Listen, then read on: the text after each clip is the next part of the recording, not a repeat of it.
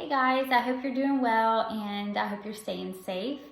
I want to say first of all that I miss you all so much. This is so bizarre, I know, and never would have seen this coming at all.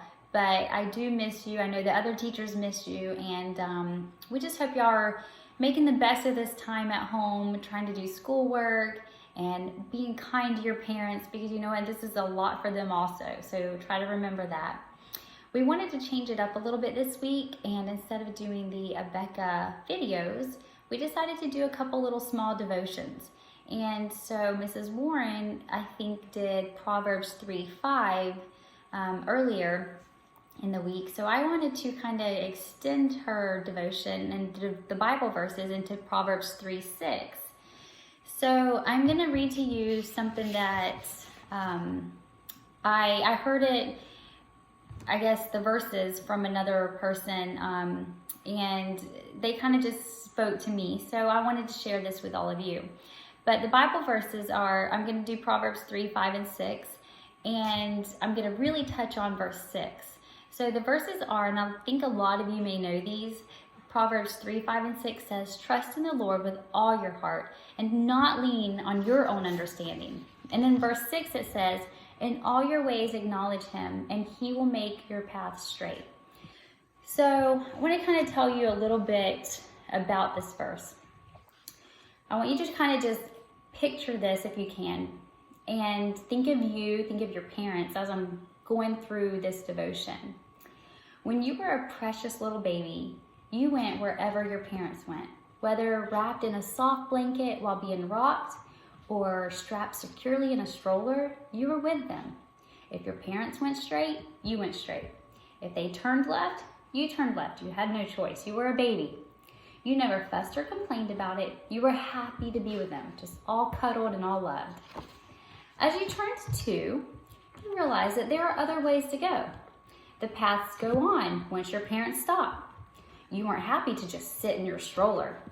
You would try to pull your hand out of your parents' hands in an effort to go your own way. But even though you would try to go your own way, you would still desire to be by your parents' side, so you would wobble back to them. Around the age of 4, most of you started pre-K, and you all began to reason and think ahead. This means you would leave your parents' side for a little bit and venture out. And sometimes you thought the risk was worth it.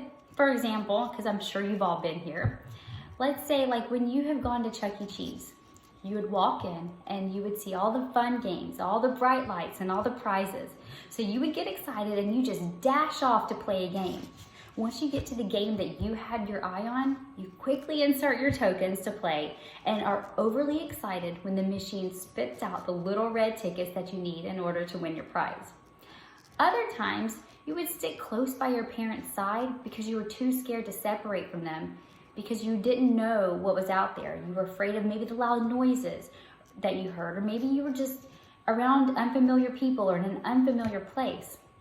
And so it was the unknown that you were scared of.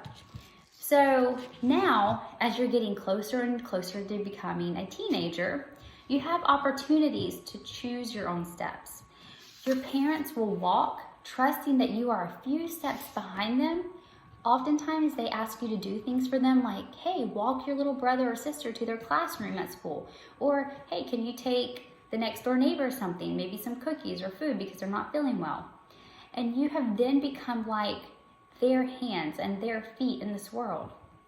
Just as you were happy to rest in your parents' arms as a precious newborn baby, I want you to find that rest in Jesus, happy to be in his presence. There will be so many times when other paths catch our attention. It happens all the time. Maybe they seem more fun or more inviting. But my prayer is that you stay on the path that God has placed you on, knowing it is far better to hold his hand than to run off. There will be times when you forget that he is with you. Those attractions may draw you away from his presence, but remember to do as Proverbs 3:6 says, and acknowledge him in every moment, knowing that he is not only all around you, but he is also living right here inside your heart.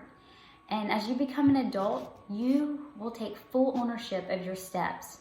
You follow Jesus or you follow something else.